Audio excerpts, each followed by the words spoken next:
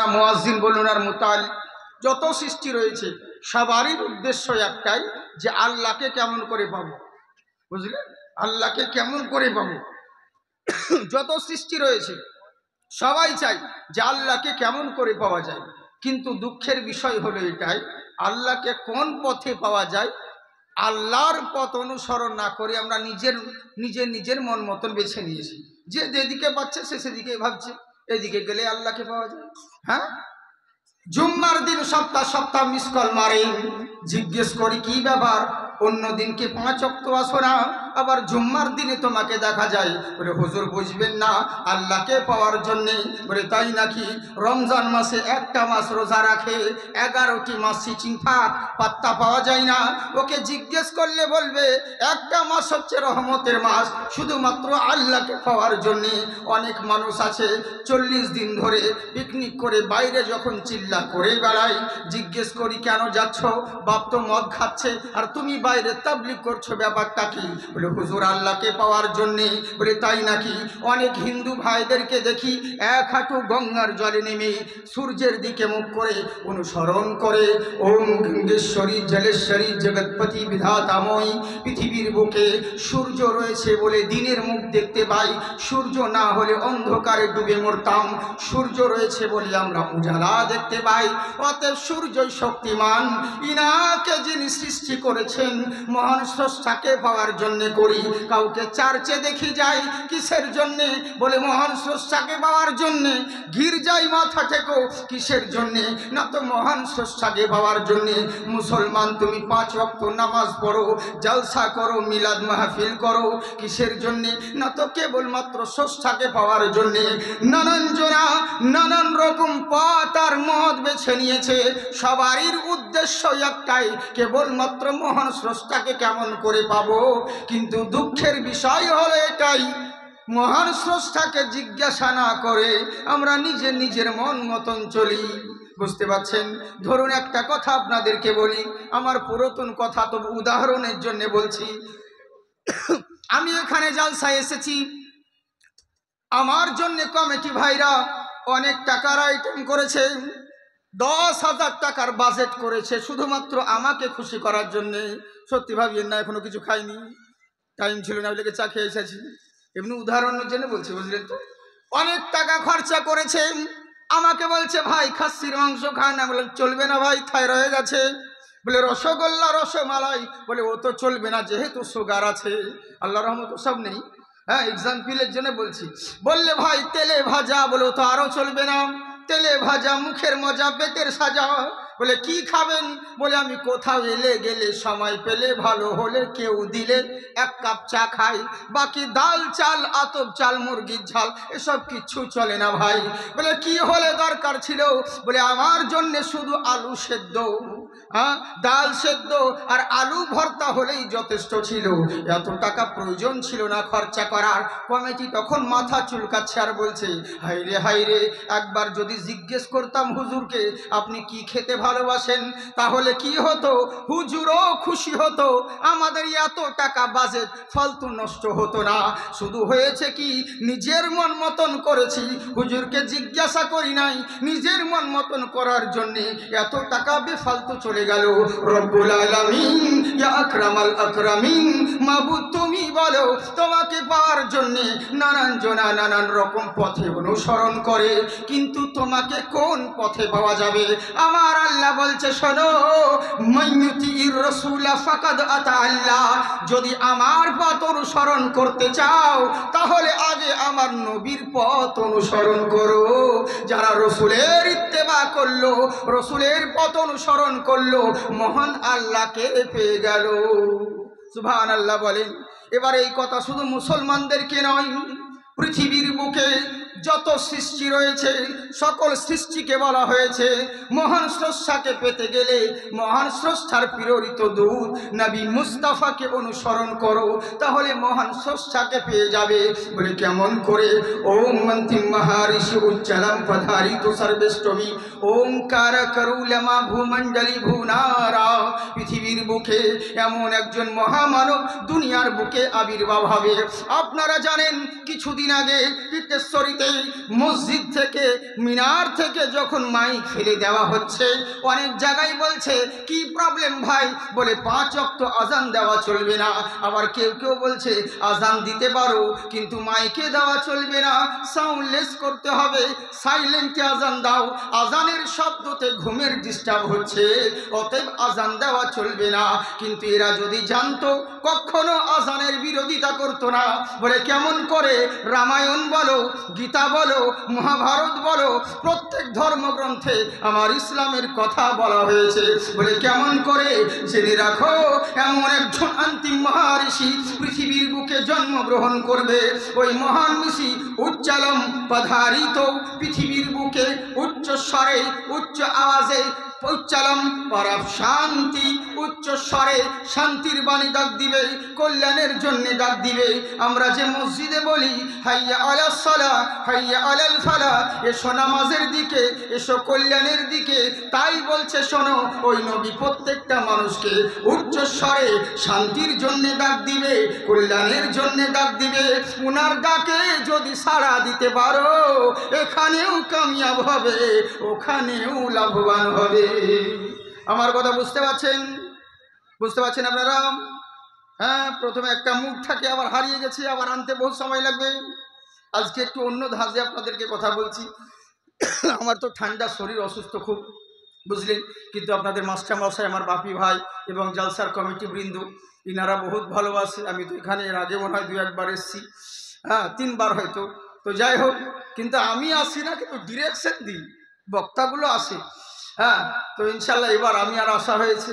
তো চিন্তার কোনো কারণ নেই। লোকে ভাবছে এ মা মোবাইলে যাকে দেখি ওই যাকে কি না অন্য না, ওইটাই অরিজিনালি মাল, এর ডুপ্লিকেট না এখনও, বুঝলেন। অরিজিনালি পিস আছি, হয়তো শারীরিক অসুস্থতার কারণে একটু প্রবলেম হয়েছে। হ্যাঁ, চিন্তার কোনো কারণ নেই, অরিজিনালটা এসেছি। তবে একটু মন দিয়ে শুনবেন বাবজি। হ্যাঁ, ইনশাল্লাহ অল্প সময়ের মধ্যে, বেশিক্ষণ বলবো না, কারণ মাহিন্দ্রা ট্রাক্টরের মতন যিনি বক্তা, পশ্চিমবঙ্গ তো পশ্চিমবঙ্গ, গোটা বাংলা, বিহার, উড়িষ্যার যে বিখ্যাত এখন ভাইরাল বক্তা হজরতুল আল্লাহ মৌলানা মুফতি জাহাঙ্গীর সাহেব, উনি চলে এসেছেন। ওনার ইনশাল্লাহ মূল্যবান বক্তব্য হবে। আমি জাস্ট আজকে চাটনি স্বরূপ, বুঝলেন। হ্যাঁ, এবার বুঝবে বেটা প্রধান বক্তা হওয়া কত জ্বালা, বুঝলেন তো। প্রধান বক্তা হয়ে আমাদের এত অবস্থা, কি ভাগ্য ভালো যে আজকে প্রথমে পেয়ে গেছি, এত তো চান্সই পাই না।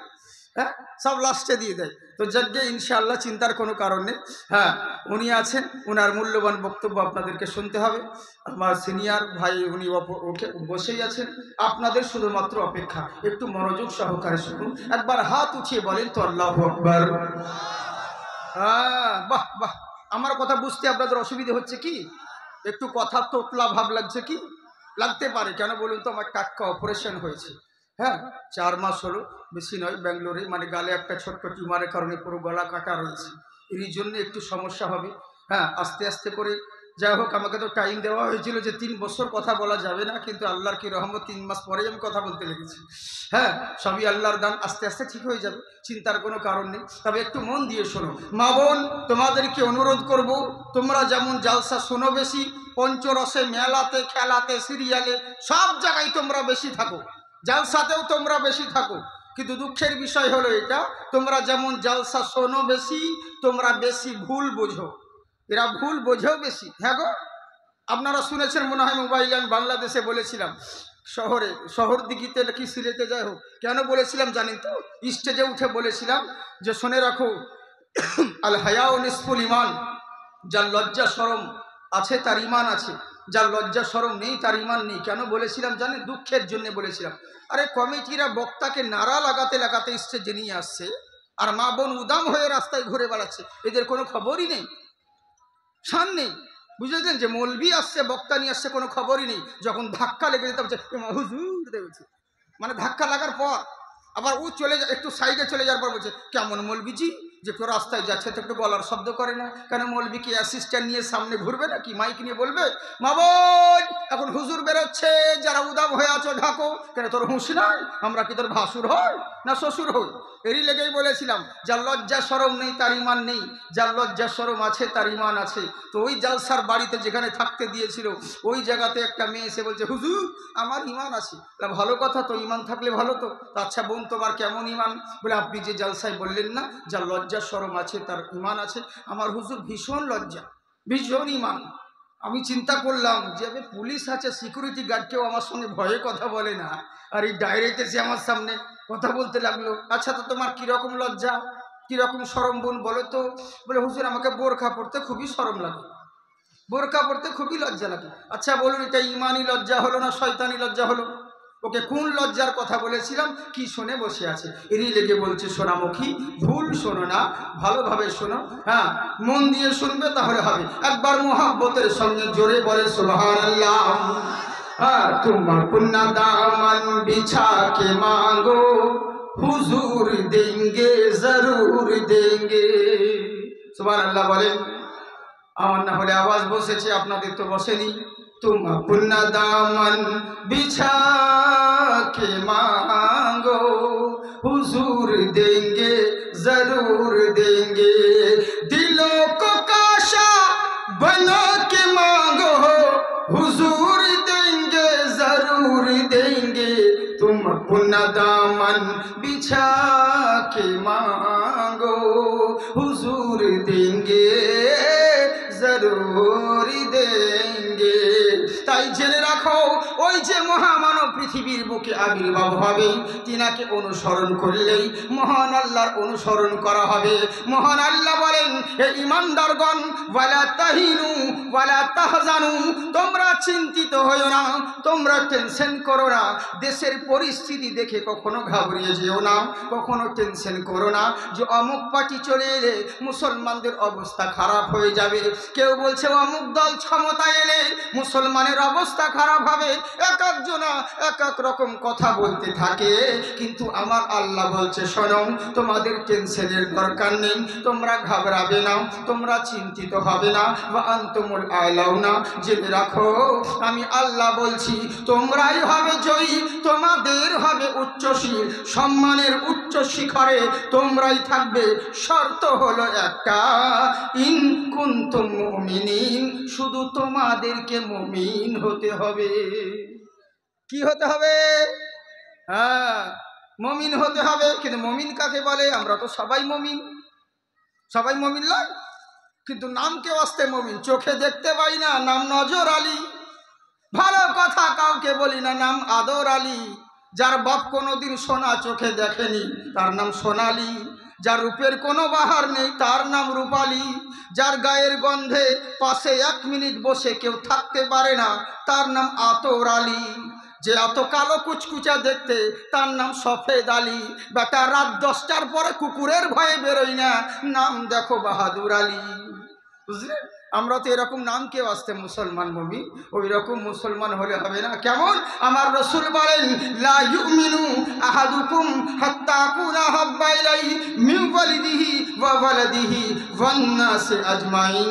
জেনে রাখো তোমরা ততক্ষণ পর্যন্ত মুমিন হতে পারবে না যতক্ষণ পর্যন্ত তোমার বাপ মা আল আওলাদ সন্তানাদি বংশ পরিবার আত্মীয় স্বজন চাইতে নবী মুস্তাফাকে যতক্ষণ পর্যন্ত বেশি ভালোবাসতে না পারবে, তুমি সব হতে পারো, কখনো মুমিন না হবে। মুমিন হতে গেলে নবী মুস্তাফার বেশি ভালোবাসার প্রয়োজন আছে। বুঝতে পারলেন? হ্যাঁ নবীর ভালোবাসার প্রয়োজন আছে, কিন্তু আমরা কি সবকে চিনলাম, সবকে জানলাম, সবাইকে ভালোবাসলাম, কিন্তু নবীকেই বাঁচতে পারলাম না। অনেক মুসলমানরা বলে, হুজুর গো আমরাও যদি নবীর জামানায় থাকতাম আমরাও নবীর জন্য জান দিয়ে দিতাম সাহাবীদের মতন, আমরাও নবীর জন্য কুরবানি দিয়ে দিতাম। আরে গাধা, তোর যদি ওয়াকাত থাকতো মহান আল্লাহ তোকে সাহাবীদের সময় পাঠাতেন, তোর ওয়াকাত নেই বলে তোকে এখন পাঠিয়েছে। যদি বলি রবিউল আউয়াল মাসের একটু 500 টাকা চাঁদা দিত, তোর কলজে বেরিয়ে যায়, আবার বলছি নবীর জন্য জান দিয়ে দিব। বুঝলেন? এই বাবা জেনে রাখো, মার কুটতে গরুকে আল্লাহ শিং দেয় না। কি গোয়া, আমি কোন কাতি মাস থেকে চা চেয়ে আছে, এখনো চা দিল না। দুয়াও করতে জানি, উল্টা পাল্টা দুয়া করতে জানি, বুঝলি ব্যাপার। জি জি জি, আসলে কি জানেন, জালসা মঞ্চে সব রকম কথা, অনেক রকম কথা বলতে হয়। শুধু সাইড থেকে 2-1 মিনিট ভিডিও দেখে ফতোয়া দিলে হবে না, অত সহজ কথা না। একটা পাবলিককে মঞ্চে টিকিয়ে রাখতে গেলে হ্যাঁ, অত বহুত রকম অনেক কিছু কথা বলতে হয়। শুধু এই না খালি বলেই দিলে আমার হয়ে গেল যা ইচ্ছা তাই, অত সহজ? হ্যাঁ, আমরা ইউটিউব ফেমাস বক্তা নয়, আমরা হচ্ছে লাইভ স্টেজ ভাইরাল বক্তা, বুঝলেন? ওই যে আমরা এমনও করতে পারি, যেমন কথা বলবো দেখবেন যে কজন আছে সব পালাবেন। আবার এমন শুরু করবো যে কখন সকাল হবে আপনি বুঝতেই পারবেন না। আল্লাহ সব কোয়ালিটি দিয়েছে, কিন্তু চিন্তার কোনো কারণ নেই, বেশি বিরক্ত করবো না, তাড়াতাড়ি করে ইনশাল্লাহ একবার দরুদ পড়েন আল্লাহুম্মা। হালকা মতো দাও।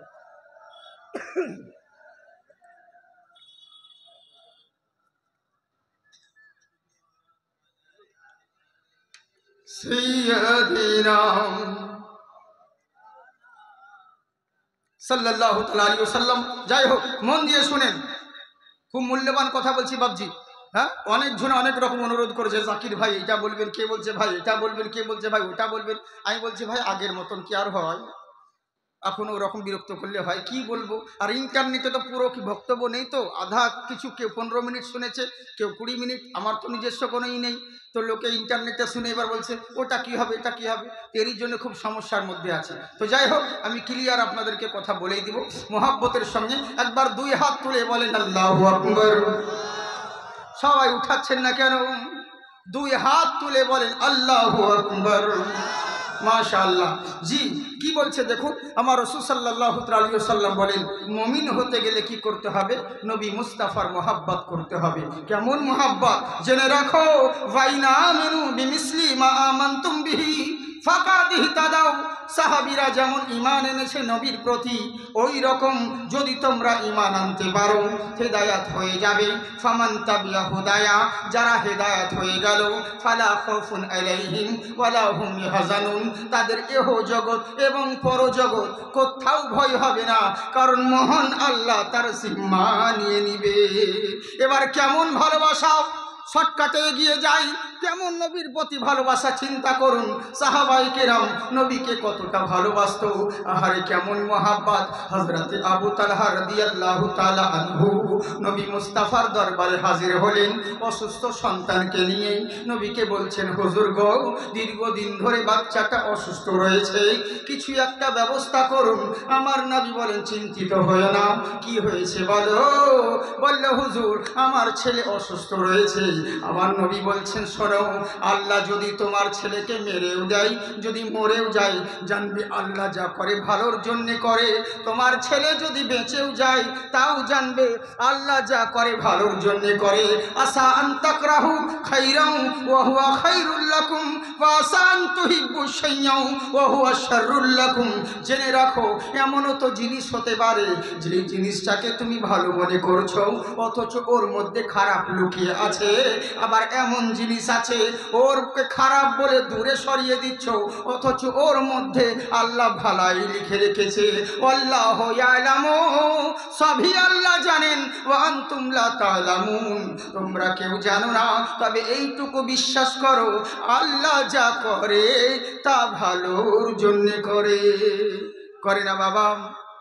করে তো? হ্যাঁ, আল্লাহ যা করে ভালোর জন্য করে। নবীর দরবার থেকে সামনের দিকে যাচ্ছেন, বাড়ির দিকে রওনা হলেন। রাস্তার ধারে এক ইহুদির সঙ্গে দেখা। ইহুদি বলছে, কোথায় গিয়েছিলে তালহা বলো? বলে, নবীর দরবারে। বলে, কেন? বলে, আমার ছেলে অসুস্থ রয়েছে, এরই লেগে নবীর দরবারে গেছিলাম।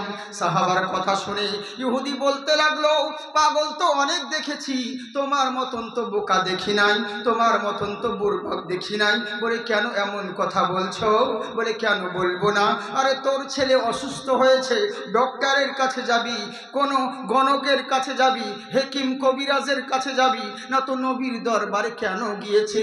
আমার সাহাবী বলছে, শোনো, যদি নবীর দরবার তুমি জানতে, নবীকে যদি চিনতে, কখনো এই কথা বলতে না, নিজের জীবন চলে যায় তবু রাজি, বেঁচে থাকাকালীন নবীর দরওয়াজা ছাড়বো না। ওরে বিশ্ব জগতি ঘুরলে যার জোড়া পাবে না, আমার নবীর মতো আর নবী হবে না। সুবহানাল্লাহ বলবেন না? এইভাবে চলবে না। হ্যাঁ, চাঁদা কালেকশন করার মতো সুবহানাল্লাহ কালেকশন করতে হচ্ছে। বলছে শুনে রাখো, নবীর মুস্তাফার আর নবী মুস্তাফাকে যদি চিনতে, নবীকে যদি জানতে, এই কথা কখনো বলতে না। বলে তাই নাকি? বললে হ্যাঁ। বলে কেমন নবী গো? বলে আমার নবীর আদর্শটা দেখো, আমার নবীর আখলাকটা দেখো, কেমন নবী আমার। জেনে রাখো আমার নবী মুস্তাফা হলেন রহমতের নবী। বলে তাই নাকি? বললে হ্যাঁ, আমার নবী হলেন দয়ার নবী। জেনে রাখো আমরা দিওয়ানা হয়েছি নবীর জন্যে, শুধুমাত্র টাকার জন্যে নয়, কোনো রং তামাশার জন্যে নয়, আমরা ভালো ডিগ্রির জন্যে নয়, আমরা নবীকে ভালোবেসেছি নবীর টাকার জন্যে নয়, নবীর অন্য কোনো কারণের জন্যে নয়, নবী মুস্তাফার আখলাকের কারণে নবীর হাতে কলমা পড়েছি। ওরে নবীর আখলাক যদি এত সুন্দর হয়, নবী কেমন সুন্দর হবে। নবীকে যে বানিয়েছেন মহান আল্লাহ কত সুন্দর হবে, এরই জন্যে নবীর দিওয়ানা হয়েছি। বলে কেমন করে? আপনাদের জানা কথা, নবী মুস্তাফা সাল্লাল্লাহু তাআলা আলাইহি ওয়াসাল্লাম উনি যখন রাস্তা দিয়ে যেতে আছেন বাড়ির দিকে রাত্রিবেলায়, দেখছে শীতের রাত্রি, কিছু দূর যাওয়ার পরে এমন সময় একটা ফাঁকা ময়দানে একটা যুবক করলো কি, ওই রাত্রিবেলায় চাকরি পেশাই করছে, রাত্রিবেলায় জও পেশাই করতে আছে, জও পেশাই করে আটা তৈরি করছেন। নবী মুস্তাফার নজর পড়ে গেল, সঙ্গে সঙ্গে সামনে হাজির হলেন। বলে এই যুবক কি ব্যাপার, তুমি এই জায়গায় এত রাত্রিবেলায়, শিশির পড়ছে, কুয়াশা পড়তেছে, আর তুমি এই জায়গায় কি করতে আছো বলো? এই জায়গায় জও কেন পেশাই করছো? যদি পেশাই করতে হয় তাহলে বাড়ির ভিতরে যাও, ছাওয়াতে যাও, শিশির পড়ছে, ফাঁকা ময়দানে মরুভূমি এলাকায় কেন তুমি জও পেশাই করছো বলো? তোমার নামটা কি? তখন উনি বলতে আছেন, শোনো আমার নাম অন্য কিছু নয়, আমার নাম হলো বেলাল। বুঝলেন? আমি বেলালের জীবনী করি না, কিন্তু আমি ওইদিকে যাচ্ছি না, আমি শুধু কলমা পড়ার আগেকার কথা বলছি, কিছু দৃশ্য যখন ইসলাম কবুল করেননি। বুঝলেন? হযরতে বেলাল বলতে আছেন, আমার নাম হলো বেলাল। বললে তুমি এখানে কি করছো? কেন তুমি এই শীতের রাত্রিতে, কুয়াশা পড়তে আছে? আপনারা কুয়াশা বলেন না কি বলেন? কুয়াশা বলেন তো? হ্যাঁ, কেউ বলে লিহোর, কেউ বলে কুই, হ্যাঁ কেউ বলে কুয়াশা। আসলে এক এক জায়গার বলি, এক এক জায়গার গালি। যাকে বলে চাল ভাজা তাকে বলে মুড়ি, যেই ছোট আছে ওরাই হবে বুড়ি। বুঝলেন? এর হচ্ছে ব্যাপার, জিজ্ঞেস করে নিতে হয়। কুয়াশা পড়তে আছে, জি এমনও সময় নিষেধ করছেন উনি। আমি তাড়াতাড়ি করে বলছি, অসুবিধা হচ্ছে আপনাদের বুঝতে। যদি ধীরে ধীরে জীবনী শুরু করে দিই, জীবনী বক্তার মতো, তাহলে তো মুশকিল হয়ে যাবে। বুঝলেন তো? আমি বেশিক্ষণ বক্তব্য রাখি না, কিন্তু অনেক লোকে অভিযোগ করে, খাস করে মুর্শিদাবাদ আর দিনাজপুর এলাকায় লোকে বলে, হুজুর বলে কি অমুক সাহেব এত ঘন্টা বক্তব্য দিল, আপনি সামান্য 1-1.5 ঘন্টা ছেড়ে দিচ্ছেন হুজুর, এটা কেমন করে হলো? বাংলাদেশি বক্তা এলো 2.5 ঘন্টা 3 ঘন্টা বক্তব্য দিয়ে জানেন হুজুর, আবার আমাকে বলছে সময় পেলে আরও বক্তব্য দিতাম, আর আপনি এত জলদি ছেড়ে দিচ্ছেন 1-1.5 ঘন্টাতে। আমি বললাম, ওর 3 ঘন্টার আমার 1 ঘন্টা মেপে দেখ, ওর থেকে বেশি হবে। বুঝলেন? হ্যাঁ, কারণ যেটা 10 মিনিটে বলে সেটা আমি 10 সেকেন্ডে বলি। হ্যাঁ, তাড়াতাড়ির মধ্যে, স্পিডের মধ্যে বলি কথা, এবং অনেক রকম কথা বলতে আসে, কথার মধ্যে আমি বক্তব্য সালাম দিয়ে দিয়ে শুরু করে দিই। বুঝলেন তো? মানে বেশি কোনো লেট করি না, 1 ঘন্টা ধরে 1 ঘন্টা ধরে আমি নাচ পড়ি, কিন্তু 1 কলি 2 কলি করি, 2 মিশরা, বেশি নয়, তাড়াতাড়ির মধ্যে। যেমন ধরুন আপনারা বুঝতে পারবেন, তাহলে বুঝতে পারছি। যেমন একটা কথা বলে দিই, কি বলছে? হ্যাঁ, কারবালার সরজমিনে ইমাম হুসাইন আমার দাঁড়িয়ে আছে, মা জৈনবের দিকে তাকিয়ে আছে। 10 সেকেন্ডের কথা 10 মিনিট। বুঝলি? আর আমি কি বলে, ঝাঁঝা যাক, ইমাম হোসেন বাইরে দাঁড়িয়ে আছেন, মা জাইনাবের দিকে তাকিয়ে, কেসা খতম, 10 সেকেন্ডে শেষ। বুঝলেন? এই হচ্ছে ব্যাপার। তো যারা বুদ্ধিমান লোক তারা ভালো করে বুঝবেন। হ্যাঁ, মাশাআল্লাহ। যাই হোক, একবার মোহাব্বতের সঙ্গে জোরে বলেন সুবহানাল্লাহ। হ্যাঁ, চলবে তো? সবাই সামনেকার লোক বলছেন, পিছনকার লোক চলবে? কতক্ষণ বলবো? সারা রাত? বাবার মাল তো। জি জি জি, আল্লাহ আপনাদের জাজবা ভালো। আমার সোনামুখী ভাইরা, বাপজিরা সোনামুখী, বেশিক্ষণ বিরক্ত করবো না, তার জন্য না, তাড়াতাড়ি করি। একবার হাত উঠিয়ে যারা যারা শুনবেন, সবাইকে বলছি, আপনারা সবাই ভালো আছেন তো? কারা কারা শুনবেন না হাত উঠান। শুনবেন না? হ্যাঁ, এই তো জানি তো, একে বলে তালকানা, জোশে পড়ে হুঁশ খেয়ে দেয়। মানে বাংলাদেশের মতন বক্তাও যেমন আনাড়ি, শ্রোতাও তেমনি আনাড়ি। বক্তা এসে স্টেজে বলছে, ওকে বেগুন দিয়েছেন, বলছে বেগুন খাবেন না, বেগুনে অ্যালার্জি আছে, চুলকানি আছে, বেগুন কেউ খাবেন না। বলুন ঠিক না ঠিক? পাবলিক বলছে ঠিক। ওর পরে প্রধান বক্তা স্টেজে এসে বলছে বেগুন যার মধ্যে আছে অগণিত গুণ, বেগুন খেলে ভিটামিন আছে, বেগুন খেলে উপকার আছে, হাদিসে খাওয়া জায়েজ আছে। বলুন ঠিক না ঠিক? পাবলিক বলছে ঠিক, সারা সবই ঠিক। বুঝলেন তো? একে বলে তালকানা, জোশে পড়ে হুঁশ হয়ে যায়, সুবহান আল্লাহ বলতে গিয়ে তুফান আল্লাহ বেরিয়ে যায়। তো যাই হোক, এরকম নয় সোনামুখী আমার, আপনারা মুহাব্বতে বলেছেন। একবার দুই হাত তুলে বলেন ইয়া রাসূলুল্লাহ। हाँ जी, बगिया मह कोयल झूमे गाये मल्हार हो, बगिया मह कोयल झूमे गाये मल्हार हो, अमुना के घरवा देखो ऐलन सरकार हो।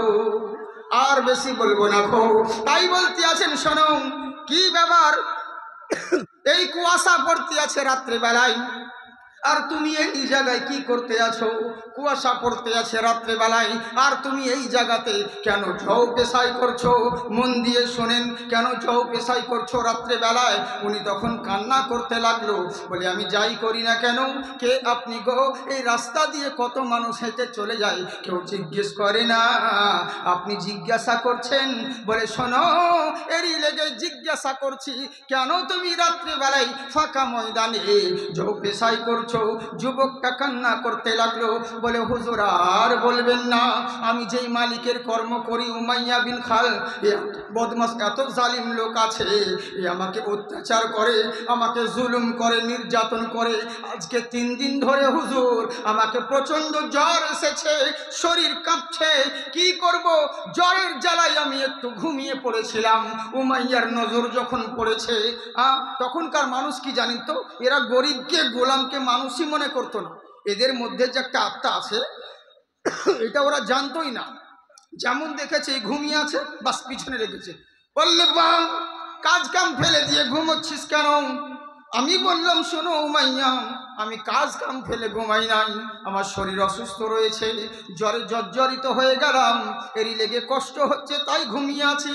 বলে তোর জ্বর ভালো করার জন্য এক কাজ করছি, একটা উপায় বলে দিচ্ছি। বলে বলুন। কতগুলো বস্তাতে জলগুলো এনে আমাকে ফাঁকা জায়গায় ফেলে দিল, আর বলল সারা রাত্রি ধরে এই জল পেশাই কর, তারপরে সকালবেলায় ঘুমোবি, দেখবি তোর জ্বর ভালো হয়ে যাবে। কি করবে এরকম জালিম আমার নেতা, জালিম আমার বাদশা মালিক এত কষ্ট দিয়েছে, কি করব? শরীর চলে না, তবু কষ্ট করে জল পেশাই করছি। কি গো, কি বলতে আমার দুঃখের বেদনা কার কাছে বলবো? যেমন এই কথা শোনা নবী মুস্তাফার চোখ দিয়ে অশ্রু ঝরতে লাগলো, আর কিছু কথা বললেন না, বাড়ির দিকে রওনা হয়ে গেলেন। তখন যুবকটা বলছে, বাহ, এই তামাশা দেখতে এসেছিলে? এতক্ষণ জিজ্ঞেস করছিলে কেন কাজ করছো, কেন কাজ করছো? আমি ভাবলাম তুমি ভালো মানুষ হবে, তোমার কাজ শেষ, আমাকে জিজ্ঞাসা করা হয়ে গেল, বাস তোমার ডিউটি শেষ হয়ে গেল, এইটুকু জানার জন্য আমাকে জিজ্ঞেস করছিলে পারবো? তবে শোনো, যাও ঠিক আছে, কিন্তু আমি যে তোমাদেরকে যেই কথাটা বললাম, এই শিকায়াত কিন্তু আমার মালিকের কাছে করিও না, উমাইয়ার কাছে, নইলে আমাকে মেরে ফেলবে। নবী আমার বললেন চুপ করো, তোমার শিকায়াত আমি কাউকে দিব না, কাউকে বলবো না। নবী আমার চলে গেলেন, বাড়ির দিকে রওনা হলেন। বাড়ির দিকে রওনা হয়ে মা খাদিজাতুল কুবরা বলছে, হুজুর কোথায় ছিলেন এতক্ষণ? বলে আর বলো না গো, আমি আসছিলাম, আমার জন্য কিছু খাবার রয়েছে কি? বলে হুজুর আপনি যে রাত্রেবেলায় ঘুমানোর সময় 1 গ্লাস দুধ পান করে ঘুমন, সে 1 গ্লাস দুধ রয়েছে। বলে তাই নাকি? বললে হ্যাঁ। ওটা গরম করো।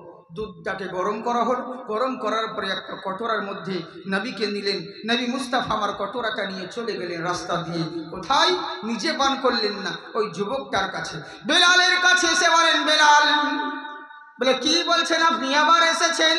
বলে এই নাও, কাজ বাদ দাও, আগে দুধটা পান করো। কি করবে? উনি বলছেন দুধ পান করব, কয়েকদিন ধরে অনাহারে রয়েছে, জ্বরে জর্জরিত। বলে আমি বললাম দুধটা পান করো, তোমার জ্বর ভালো হয়ে যাবে। যেমন দুধটাকে পান করা, সঙ্গে সঙ্গে হযরতে বেলাল বলছেন আমার জ্বর আস্তে আস্তে কমতে লেগেছে। বুঝেছে? অরিজিনাল দুধ যদি হয় তাহলে কিন্তু কাজ আছে। চিন্তা করে দেখুন, নবীর আখলাক, নবীর আদর্শ দেখুন। দুধ পান করার পরে এবার নবী আমার বললেন বেলালকে, বেলাল শোনো, তুমি এখন আরাম করো, তোমাকে এখন আর জও পেশাই করতে হবে না। বলে না গো না, আমি যদি জও পেশাই না করি আমার মালিক দেখলে পরে আমাকে মেরে দিবে, কতল করে দিবে, আমি আর এই কাজ করব না, ঘুমবো না। বলে আমি বলছি শোনো, তুমি এখন আরাম করো। নবীর কথা শোনা মাত্র যুবকটা বলছে আমি যদি আরাম করি জওগুলো পেশাই করা হবে না। নবী আমার বলছেন শোনো গো, তুমি এখন আরাম করো, তোমার জওগুলো পেশাই আমি নবী করে দিব। চিন্তা করতে পেরেছেন কেমন নবী? ওরে বেলাল নবীর বংশের নয়, নবীর গ্রামেরও নয়, নবীর জাতিরও নয়, হাবাস দেশের মানুষ, কর্ম করতে এসেছে মক্কায়, অথচ তার জন্য এত দয়া মায়া রয়েছে। আমরা মুসলমান নবীকে ফলো করি, নবীকে মানি, কিন্তু আমাদের আদর্শ এমন হয়েছে রাস্তা দিয়ে যখন আমরা চলে যাই কোনো বয়স্ক মানুষকে দেখলে পরে আমরা এমনিতে তাকে গুরুত্ব দিই না ভাই। হ্যাঁ, তারপরে কি করি? চিন্তা করুন, নবী নিজের দুধটাকে অপরকে খাওয়ালেন, আর আমরা বিয়ের বাড়িতে হোক আর যে কোনো আত্মীয় স্বজন অনুষ্ঠানের বাড়িতে হোক না কেন, খাবার যখন দিচ্ছে খাওয়াচ্ছে তখন জবরদস্তি করে। একটা গরিব মানুষ নিয়ত করে এসেছে অনেক দিন ধরে মাংস খাই নাই, আজকে অনুষ্ঠান বাড়িতে নিমন্ত্রণ আছে, আজকে পেট ভরে মাংস খাবো এই নিয়ত করে এসেছে, কিন্তু খাওয়ানেওয়ালারা কি করে, হুজুর এই নেন হুজুর, আরেকটু নেন হুজুর, আরেকটু নেন হুজুর, আমি খাবো না, জবরদস্তি। তারাজন জাকির ভাই আমার তরফ থেকে এক পিস নিতে হবে, আমার তরফ থেকে এক পিস নিতেই হবে। আমি বলছি আরে ভাই আমি নিব না, খাবো না, দরকার নেই, এত জোর কেন করছো? না আপনাকে খেতেই হবে। আর যে গরিব মানুষ খাওয়ার জন্য এসেছে ওর পাতে একবার দিয়ে আর দ্বিতীয়বার যাইনি ওর কাছে। যে খাওয়ার জন্যে আছে বসে তার দিকে যাই না, আর যে খাবে না তাকে জবরদস্তি করছে। এলাকে দমদমিয়ার পরে সেদিনকে বলেছিলাম, বুঝলেন, জবরদস্তি আমাকে খাওয়াচ্ছে। আর একজন এসে বলছে জাকির ভাই অনেক দিন পর আপনাকে পেয়েছি, এক পিস সন্দেশ নিন। আলাম শোনো, যেগুলো প্রয়োজন নেই অসুবিধে আছে সেগুলো কেন দিচ্ছ? যদি সত্যি আমাকে ভালোবাসো 10,000 টাকা আমার পকেটে ভোট দাও, এখন তো পয়সার দরকার, এখন আমার বহু টাকা খরচা হয়েছে, আমি নিব না, তাও জবরদস্তি আমার পকেটে ভোট দাও। জামা কাপড় আমার ব্যাগে ভরে দাও, আমি নিব না, তাও আমার ড্রাইভারকে বলো না হুজুর নিতেই হবে, নিতেই হবে, গাড়িতে ভোট দাও। ওয়া দিবে না, পরের মাল পেয়েছো তো ফ্রিতে, ওইটাকে বলছি আরেক পিস লেও, আরেক পিস লেও। এই তো হচ্ছে আমাদের অবস্থা, বুঝলেন, এটাই হচ্ছে নিয়ম। কিন্তু আমাদের আখলাক কীরকম, হাই রে হাই রে হাই রে, বুঝতে পারছেন আপনারা? অসুবিধা হয় না তো আপনাদের? বাবা ঠিক আছে, তাই এবার করলো কি চিন্তা করে দেখুন। তো এইরকম করোনা সোনামুখী তোমাদের আদর্শ অনেক সামনে পড়ে রয়েছে। তোমাদের আখলাক যদি ভালো হয়, তোমাদের আদর্শ যদি ভালো হয়, জেনে রাখো দুনিয়ার মানুষ তোমার চরণে প্রণাম করবে। এরই জন্যেই তো গুরু নানক বলে, হে বৎসরা কোথায় দৌড়ে বেড়াও আর কোথায় ছুটে বেড়াও, নিজেকে কামিয়াবি পাওয়ার জন্যে, নিজেকে লাভবান হওয়ার জন্যে দিক বিদিক রাস্তায় রাস্তায় ভটকে বেড়াও। আরে তোমাদের ভাগ্য যে তোমাদের দুনিয়াতে তোমাদের সামনে এমন একজন মহামানব আবির্ভাব হয়েছে।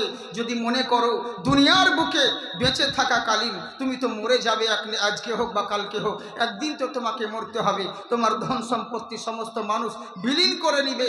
আর যদি মনে করো তোমার নাম নেওয়ার কেউ থাকবে না, তুমি মরে যাওয়ার পরে তোমার নাম দুনিয়ার মানুষ করবে, একটা পথ করতে হবে, কি? ওমকারা হেরি চর্চনা নমো হে। পৃথিবীর বুকে যদি মনে করো তোমার মানুষ চর্চা করবে, গুণগান করবে, মরার আগে নবী মুস্তাফার জিকির আজগার চর্চা করতে থাকবে।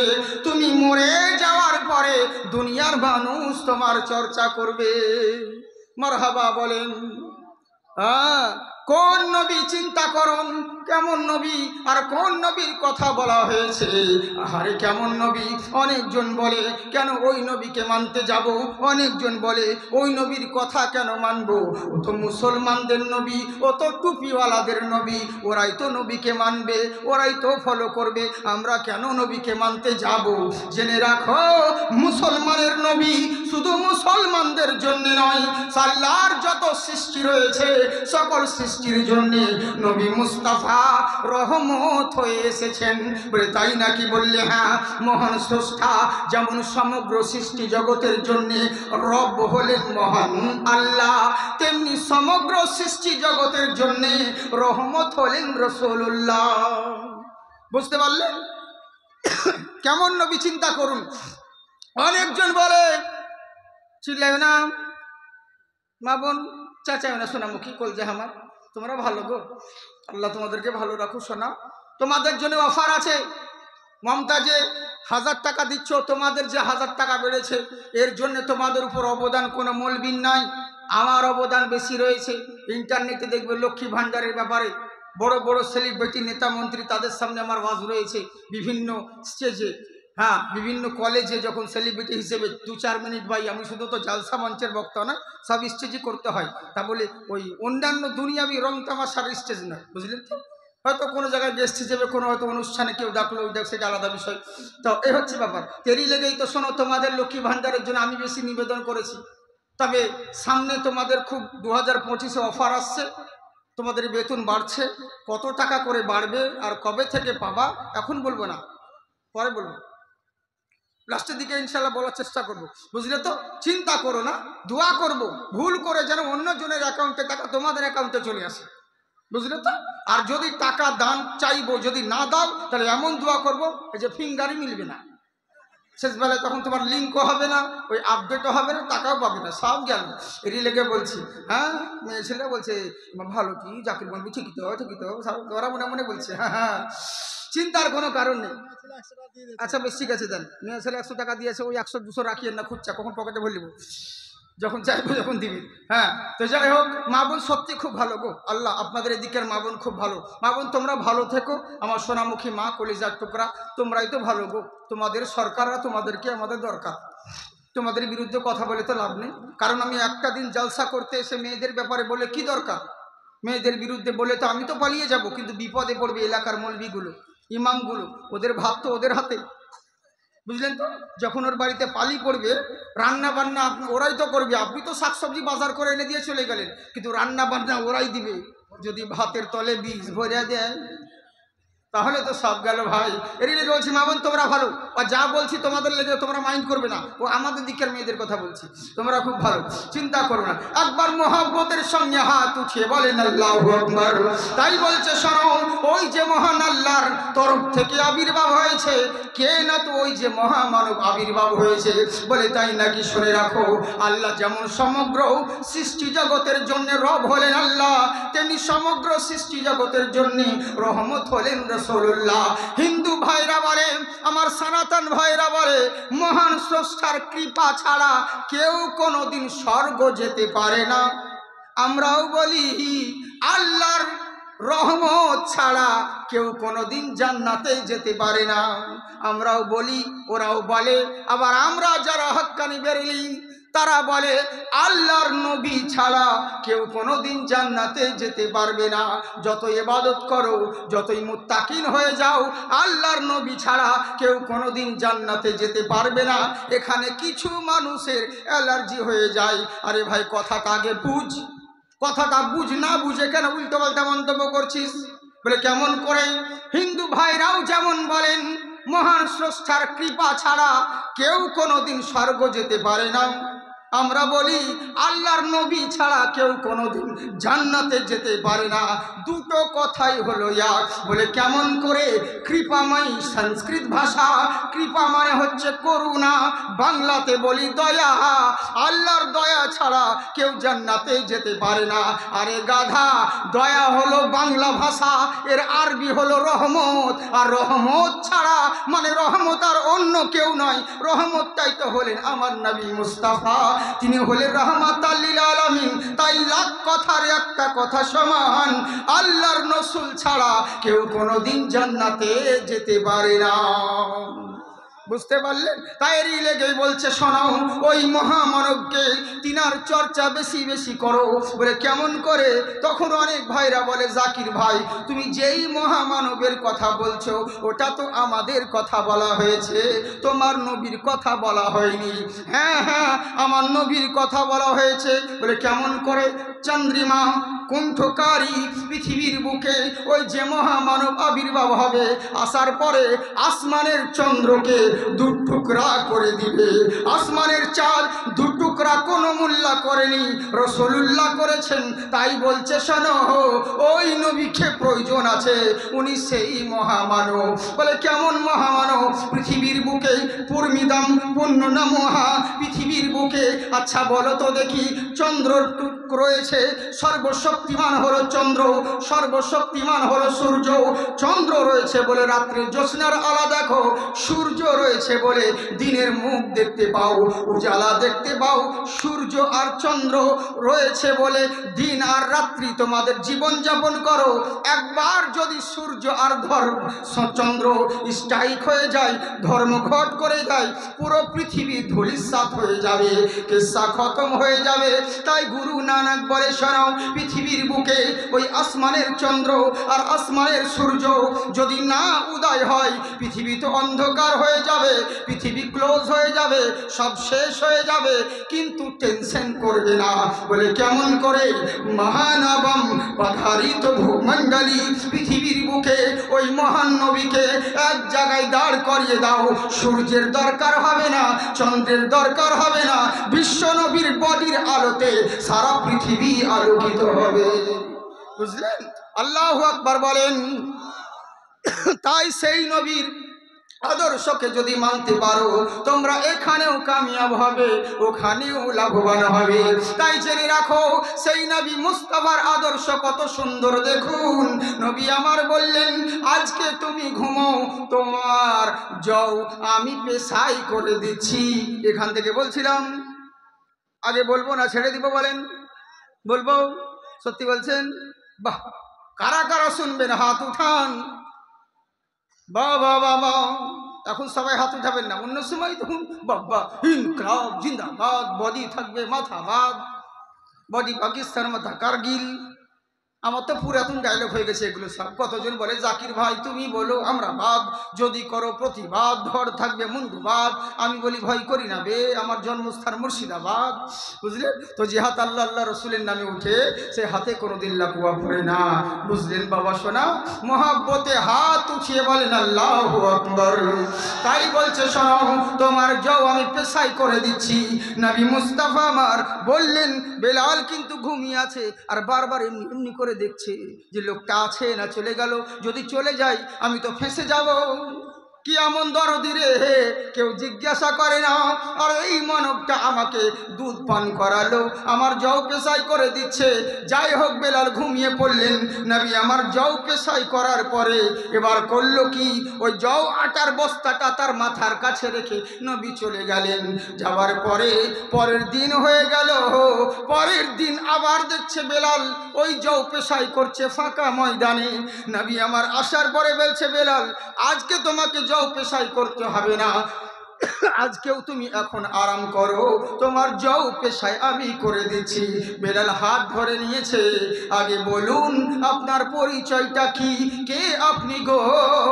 এতদিন ধরে মক্কার উপর আমার খারাপ নির্দেশন ছিল, এখন আপনাকে মিলার পরে কাল থেকে আমার মন পরিবর্তন হয়ে গেছে। আপনি কে? আপনার পরিচয়টা দিন। বললে শোনো, আমি আর অন্য কেউ নয়, আমি হলাম মুহাম্মদ বিন আব্দুল্লাহ, আমি হলাম প্যারা মুস্তাফা, আমি আল্লাহর তরফ থেকে রসুল হয়ে দুনিয়ার বুকে আগমন হয়েছি। বলে তাই নাকি? বললে হ্যাঁ। বলে হুজুর গো, আমি যা বলবেন বলেন, কাল থেকে আপনার দিওয়ানা হয়ে গেছি। আপনার আদর্শ যদি এত সুন্দর হয়, আপনার ধর্ম কত সুন্দর হবে। আপনার ধর্মকে প্রাধান্য দেনেওয়ালা মহান আল্লাহ না জানি কত সুন্দর হবে। হুজুর আপনার হাত বাড়িয়ে দিন, আর আপনি যেই ধর্মের প্রচার করেন আমাকে সেই ধর্মের অনুসারী করে নিন। নবী মুস্তাফার হাতে হাত দিয়ে পড়ে নিলেন কালমা তাইয়্যিবা লা ইলাহা ইল্লাল্লাহু মুহাম্মাদুর রাসূলুল্লাহ সাল্লাল্লাহু তাআলা আলাইহি ওয়াসাল্লাম পড়ে কলমা পড়ে মুসলমান হয়ে গেল। এবার কিন্তু বেলাল কলমা পড়েছে সবাই জানে না। একদিন হয়ে গেল, 2 দিন হয়ে গেল, যেই বেলাল এতদিন মূর্তির সামনে মুছা মারা করতো, এখন কিন্তু বেলাল আর ধূপবাতি জ্বালায় না, তার সামনেও হাজির দেয় না। মালিক কিন্তু বুঝতে পারছে কি ব্যাপার রে, এর চরিত্রের মধ্যে পরিবর্তন দেখতে আছি। কিন্তু জেনে রাখো, বেলাল যখন অবশেষে থাকতে আর পারল না, এর চরিত্র দেখে, আখলাক দেখে বুঝতে পারলো নিশ্চয় কিছু তো ব্যাপার রয়েছে। কিন্তু ধরা পড়লো কোন দিনে যে বেলাল যে মুসলমান হয়েছে? কোন দিন ধরা পড়লো জানেন? যেদিন আম্মার বিন ইয়াসির রাদিয়াল্লাহু তাআলা আনহুকে এক রাস্তার ধারে সবাই মিলে মক্কাবাসীরা পেটাচ্ছিলেন, শাস্তি দিচ্ছিলেন, কষ্ট দিচ্ছিলেন, আর ওই পথের সাইড দিয়ে উমাইয়া বিন খালদ আর হযরতে বেলালকে সঙ্গে করে নিয়ে যেতে আছিলেন। এবার বেলাল ছিলেন সুস্থ সবল সঠান দেহর পুরুষ ছিলেন। সঙ্গে সঙ্গে উতবা বলল, এই উমাইয়া, তোমার ওই বেলাল, তোমার যে গোলামটা আছে, ওকে একবার ডাকো, আমাদের কাছে পাঠাও। বলে কেন? বলে এই যে আম্মার বিন ইয়াসির আমাদের বাপ দাদার ধর্মকে চুনকালি মেরে দিয়েছে, নবীর হাতে কলমা পড়ে মুসলমান হয়েছে, আজকে কি এত মারছি কিন্তু কোনো মতেই কলমা ছাড়ে না। তোমার বেলালের গায়ে অনেক শক্তি, একবার বেলালকে ডাকো, ওর হাতে চাবুক দিয়ে ওর হাতে মার আমরা খাওয়াবো। কিন্তু এরা জানে না যে বেলালও মুসলমান হয়েছে, বেলালও মুসলমান হয়েছে, এরা জানে না।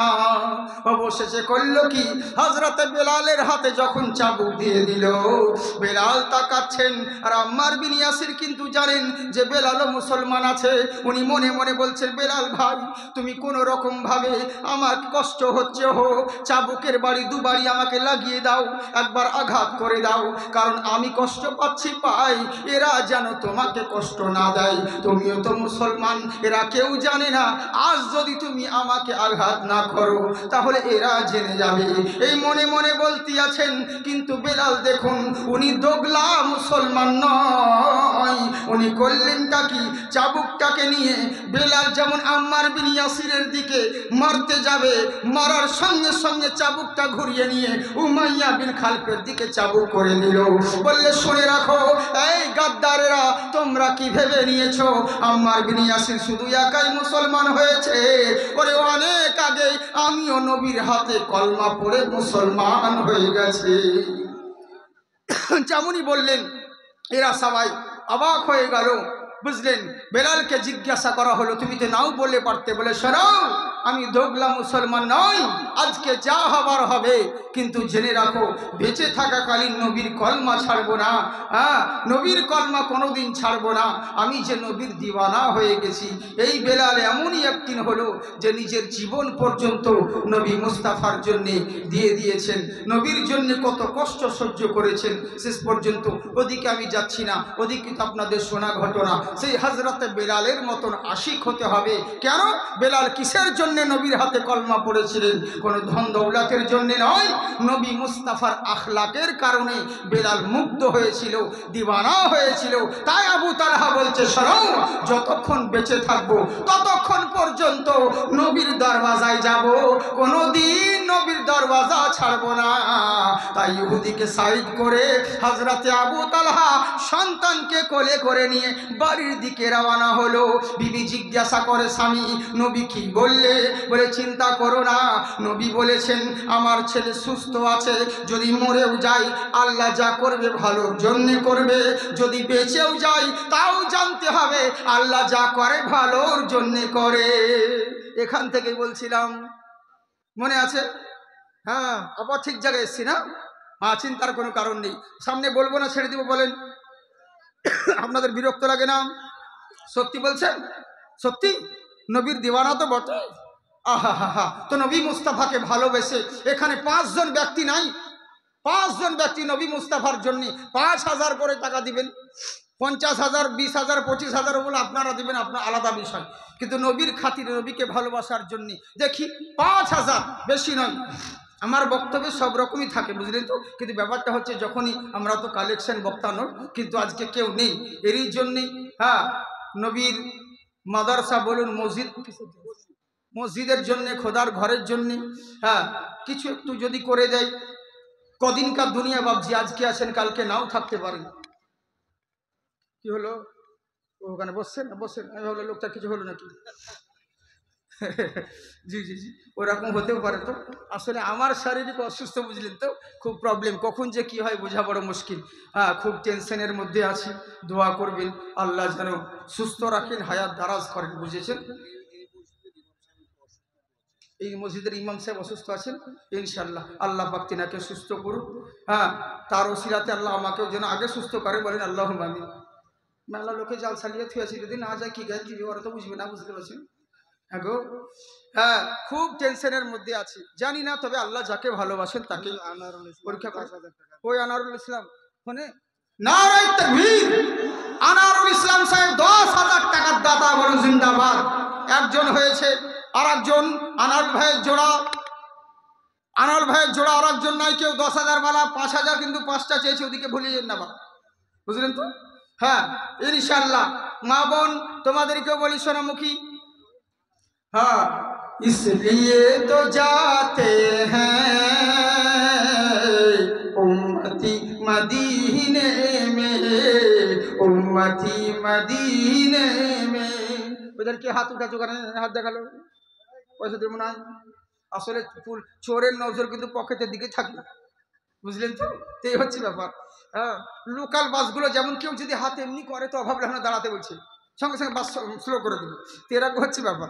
যাকে চিন্তার কোনো কারণ নেই। একজন হয়েছে 10,000 টাকা, আনারুল সাহেবের জোড়া, আর কেউ নেই, আর একজন দিবেন 10,000 টাকা, ইনশাল্লাহ দিবেন। আমার মন বলে আপনারা এখানে আছেন, যিনারা বাইরে ছড়িয়ে ছিটিয়ে আছেন, শুনুন, আমরা হচ্ছি স্ট্যান্ডার্ড ফকির, শুধু পয়সা নয়, যা দিবেন তাই দিব, কোনো ব্যাপার না, যা দিবেন তাই নেব। হ্যাঁ, দোয়া করবো আল্লাহ পাক আপনাদের ছেলেপিলে সকলকে যেন ভালো রাখেন। শুনেন বাবাজি, নিজের জন্যে কোনো কিচ্ছু নেই, আজকে আছেন কালকে নাও থাকতে পারে, নিজের বলে কোনো কিচ্ছু নেই গো। যা ইনকাম করেছেন, যা করেছেন, ওসব এখানেই থেকে যাবে, চলে যাবে। যেই জিনিস কর্মটা আপনি করে যাবেন সেটাই আপনার আখিরাতের পুঁজি, সেটাই সঙ্গে যাবে। সোনামুখী বাপ জিলালরা আমার, ইনশাল্লাহ তাড়াতাড়ি করে, বেশি দেরি করবেন না। আর একজন আমার ইউটিউব ভাইরা, আমার একজন কোথা থেকে এসেছে জানি না, আল্লাহ পাকেদের সকলকে আবাদ রাখুন। এরাও যে কষ্ট করে দিন রাত মেহনত করে, কিন্তু আমি কিছু কিছু দেখতে পারি না, কিছু কিছু জায়গায় কি জানেন তো, মানে ওই যে মানে এক জায়গার কথা এক জায়গায় লাগিয়ে দিয়ে, মানে এডিটিং, দেশের পরিস্থিতি এরা বুঝবে না, ভিডিও ছেড়ে দেয়। কিন্তু আমাদের মুর্শিদাবাদ, আমাদের এসব জায়গার পশ্চিমবাংলার ইউটিউবাররা অনেক ভদ্র, অনেক ভালো। তো যাকে, হ্যাঁ, তো ইনশাআল্লাহ আল্লাহ পাক সবাইকে আবাদ রাখুক। তো যারা যখন কষ্ট করে এসেছিল ওদের জন্য একটা শর্ট ভিডিও দিয়ে দিই, তাই তো, 2 লাইন মোহাব্বতে সুবহানাল্লাহ বলেন। इसलिए तो जाते हैं उम्मती मदीने में, उम्मती मदीने में, इसलिए तो जाते हैं उम्मती मदीने में, इसलिए तो जाते हैं उम्मती मदीने में। হায়দার 10,000, 2,000 নগদ, 8,000। সুবহানাল্লাহ, কুতুবপুরে হায়দার, হ্যাঁ সুবহানাল্লাহ, নারায়ে তাকবীর, নারায়ে রিসালাত। কুতুবপুরের হায়দার সাহেব 10,000 টাকার দাতা, 2,000 নগদ, 8,000 বাকি। আল্লাহ যেন না হয় ফাঁকি, দোয়া কবুল করে, বলেন আল্লাহুম্মা আমিন। মাশাআল্লাহ, যাই হোক 2 জন হয়েছে, ইনশাআল্লাহ আর একজন দিয়ে দেন, তাহলে 3 জন হয়ে যাবে, বেশি বলবো না, বুঝলেন তো। इसलिए तो जाते हैं उम्मती मदीने में कि मुस्तफ़ा बनाते हैं अरे जन्नती मदीने में। सुभान अल्लाह बोलें। हाँ, নাই আর 3 জন, বেশি নয় সোনামুখী, তাড়াতাড়ি করে 2 জন হয়ে গেছে, আর একজন দিয়ে দিন 10,000 টাকা, জলদি করে। আপনারা যত জলদি করবেন তত জলদি ভালো হবে, মানে আমার দেরি হচ্ছে, বুঝলেন তো। কোরআন শরীফ না নিচের এখানে রাখবেন, ওই টেবিলে যান। আর যারা কোরআন শরীফ দিচ্ছেন তাদেরকে অনুরোধ করব, আপনার দান কবুল হবে, কিন্তু কোরআন না দিয়ে কোরআনে পয়সাটা দিবেন, তাও তো কাজে দিবে। কোরআন শরীফ পড়ে আছে মসজিদে মাদ্রাসায় গাদা গাদা, আপনি কখন নেবেন বলেন, এনে দিচ্ছি। পড়ার কেউ লোক নাই, আর কোরআন শরীফ নিয়ে গাদি বোঝা লাগিয়ে দিচ্ছি। দান আপনার ওইটা নিয়ত কবুল হবে সোনামুখী, কিন্তু কোরআন শরীফের পয়সাটা দিলে অনেক কিছু কাজে দেয়, বুঝলেন তো। এরই লেগে বলবো চেষ্টা করবেন যে কোরআন শরীফ না দিয়ে আপনি ওই টাকাটা যদি জালসায় দেন তাহলে কাজে রাখবেন। যাই হোক, তাড়াতাড়ি করে। আর একজন 10,000 টাকার দাতা নাই না এখানে কেউ? না এখানে ইনশাল্লাহ যোগ্য বাবার যোগ্য ছেলে যারা আছেন, কোনো ব্যাপার নেই। মাশাল্লাহ, সুবহানাল্লাহ, সুবহানাল্লাহ। আল্লাহ পাক আপনাদেরকে আবাদ রাখুক। 5 জন যে চেয়েছিলাম 5,000 করে, 5 জন ইয়াং যুবক ছেলে কেউ নাই যাদের বিয়ে হয়নি, তোমাদের জন্য অফার আছে। 2,000 টাকা দাও, কোথাও লাইন মারতে হবে না, দোয়া করে দিব, ভালো বউ পেয়ে যাবা। আর যারা বুড়ো চাচারা রয়েছেন, আপনাদের যদি চৌকাট পাল্টাতে হয় আর একটা দরকার থাকে, আপনাদেরকে 4,000 লাগবে। অফার সবারই লেগে আছে। হ্যাঁ, কি আছে চিন্তার কোনো কারণ নেই। তাড়াতাড়ি করে 5,000 টাকা 5 জনকে বলেছি, দেখি ইনশাআল্লাহ আমার মন বলে আপনারা দিবেন। সুবহানাল্লাহ। এই দেখেন মাইদুল ভাই, কি এই দেখেন মাইদুল ভাই 10,000 টাকা, 5,000 নগদ, 5,000 বাকি। আল্লাহ তুমি তার নেকদানকে কবুল করুক। 3 জন হয়ে গেছে 10,000 টাকা। আমি 3 জন চেয়েছিলাম নাকি, তো 3 জন আর 20 জন করে লাভ কি, আর 2 জন করে দেন, 5টা হয়ে যাবে, এক হাতের 5টা আম। পাক পাঞ্জাতের অনেকেই আমরা 5 ওয়াক্ত নামাজ পড়ি, বুঝলেন তো। তো যাকে 5 ওয়াক্ত নামাজের ওসিলাতে 5 জন হয়ে যান, তাহলে আর চিন্তা নেই, বলবো না। যারা যারা পয়সা নিয়ে আসেন নাই, এখানে নামটা তো লিখিয়ে যাবেন, নামটা লিখিয়ে যান। আজ না পারলে কি আছে, 2 দিন পর দিবেন, 2 মাস পরে দিবেন, নইলে সামনে বার জালসা হতে জালসার আগে দিয়ে দিন। তাও যদি না হয় তো কোনো ব্যাপার নেই, মরার পরে দিয়ে দিবেন। আর কত সুযোগ দিব বলেন? হ্যাঁ, আজকাল মরার পরেই তো এটা হচ্ছে। হ্যাঁ, মরার আগে কিছু নাই, কিন্তু মরার পরে তখন চিকন ভালোই হচ্ছে। যাই হোক, 3 জন হয়েছেন, আর 2 জন যোগ্য বাবার যোগ্য ছেলে। তাড়াতাড়ি করে ইনশাল্লাহ আমার মন বলে আপনারা দিবেন। এখানে বাবজি সোনামুখী আমার জেনে রাখবেন, দান দিলে কখনো ফুরায় না। দান এমনই একটা জিনিস, আপনি জানেন যে দান কত বড় জিনিস। হযরত আলী কারামাল্লাহু ওয়াজহাহু বলতে আছেন, একটা নবী মুস্তাফার হাদিস, একটা আল্লাহর রাস্তায় দান করলে পরে তার পরিবর্তে 10টা পাওয়া যায়। সুবহানাল্লাহ বলেন। এর পরিবর্তে কত বালা মুসিবত আপনার উদ্বানিত হয়। তাড়াতাড়ি করে জলদি ইনশাল্লাহ। সুবহানাল্লাহ। বাবা মারা গিয়েছে, বাবার জন্য আর দাদার জন্য। আচ্ছা, একজন 5,000 টাকা দিয়েছে, তার বাবা মরে গেছে আর মুখ বলছে, আর তার দাদার জন্য আল্লাহ ইনশাল্লাহ তার নির্ধারকে কবুল করুক। 5,000 একটা হয়েছে, দুটো 10,000 দরকার আছে, আর 5,000 তো 5 জন বলেছি, একটা হয়েছে। তাড়াতাড়ি করে আর 4 জন, বেশি দেরি করেন না সোনামুখী। আমি আপনাদেরকে বিরক্ত করব না, তবে জেনে রাখুন আল্লাহর রাস্তায় দান করলে সেটা কোনোদিন বিফলে যায় না। ছেলেদেরকেও বলবো, তোমাদের শাশুড় শাশুড়ি কেউ মরে নাই, বউ মরে নাই, মা বোনরা অনেক ভালো আছে, স্বামীর জন্য দান করে গো। পরের ঘরে সংসার করে, তাও কিন্তু স্বামীকে ভোলে না, স্বামীর জন্য টাকা দেয়। আর কিছু কিছু পুরুষ আমাদের এমন আছে, এরা কোনোদিন স্ত্রীর নামে টাকা খুব কমই দেয়। হ্যাঁ, একজন দিয়েছিল 2,000 টাকা অনেক দিন আগে, লাল নোট দিয়ে বলছে, হুজুর আমার স্ত্রীর লেগে দোয়া করে দিবেন। তোর বেটা বলছে, আব্বা মা যে বেঁচে আছে, মা বলে মরার লেগে তো দিলেন, যদি দোয়া করতে মরে যায়। বুঝলে তো, এই হচ্ছে ব্যাপার। ওরকম নয়, তাড়াতাড়ি করে। আচ্ছা, নাজবুল 1,000 টাকা দিয়েছেন, আল্লাহ তুমি তার নেক দানকে কবুল করো। মাশাআল্লাহ, সুবহানাল্লাহ, সুবহানাল্লাহ। যাই হোক, তাড়াতাড়ি করে একবার হাত উঠিয়ে বলেন আল্লাহু আকবার। ভয় লাগছে নাকি আপনাদেরকে? 2 হাত তুলে বলেন আল্লাহু আকবার। যারা যারা হাত উঠালে 1,000 করে টাকা এনে দেন। জানি তো রু বের করা সহজ, কিন্তু রুপিয়া বের করা সহজ নয়। হ্যাঁ, এইটাই তো হয়। আমরা তো শুধু স্বার্থপর দুনিয়ার, আমরা শুধু স্বার্থপর, বুঝলেন।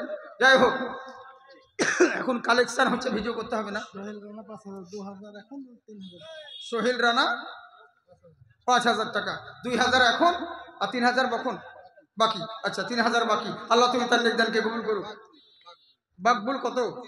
মকবুল 3,000 টাকা দিয়েছেন, আল্লাহ তুমি তার নেকদানকে কবুল করো। দেখি তাড়াতাড়ি করে, বেশি দেরি করবেন না। 3, 2, 5 যেটা দিবেন, আপনারা যত দেরি করছেন তত দেরি হবে। এই কালেকশন ফালেকশন ভিডিও করে